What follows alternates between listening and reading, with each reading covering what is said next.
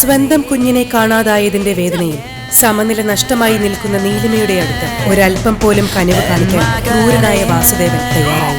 എന്നെ എന്ത് വേണമെങ്കിലും പറഞ്ഞോ, എന്ത് വേണമെങ്കിലും ചെയ്തോ, പക്ഷെ എന്റെ കുഞ്ഞ് അവനെനിക്ക് വേണം. അച്ഛൻ എന്നെ ഒന്ന് സഹായിക്കണം. ആരുടെയും കണ്ണിപ്പെടാതെ എവിടെങ്കിലും പോയി ഞങ്ങൾ ജീവിച്ചോളാം. ശരി, ഞാൻ അവനെ കണ്ടുപിടിക്കാൻ സഹായിക്കാം. പകരം നീ എനിക്ക് വേണ്ടി ഒരു കാര്യം ചെയ്തു തരണം. നിങ്ങൾ ഒരു മനുഷ്യനാണോ? ഒരു പിഞ്ചു കുഞ്ഞിനെ കാണാനില്ല എന്ന് പറഞ്ഞിട്ട് ഇങ്ങനെയാണോ പെരുമാറുന്നത്?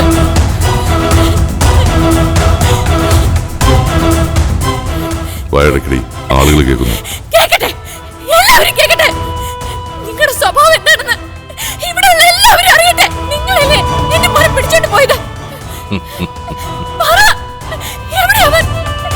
എവിടെയാ അവനെന്ന് പറയാൻ.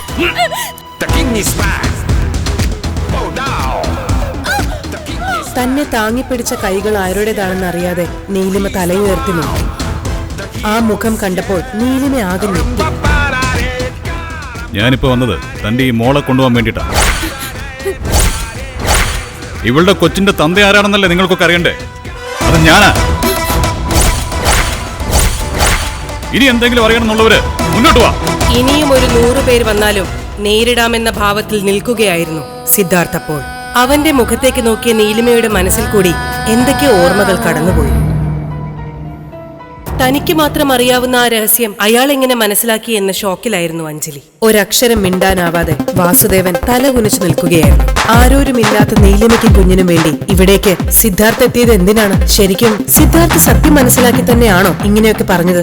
അതോ നീലിമയെ രക്ഷിക്കാൻ വേണ്ടി മാത്രം വെറുതെ പറഞ്ഞതാണോ? കാണാതായ അച്ചുവിനെ കണ്ടെത്താൻ സിദ്ധാർത്ഥ് നീലിമയെ സഹായിക്കുമോ? തന്റെ ജീവിതമില്ലാതാക്കിയ ആ യുവാവ് സിദ്ധാർത്ഥ് തന്നെയാണെന്ന് നീലിമ ഒടുവിൽ തിരിച്ചറിയുമോ?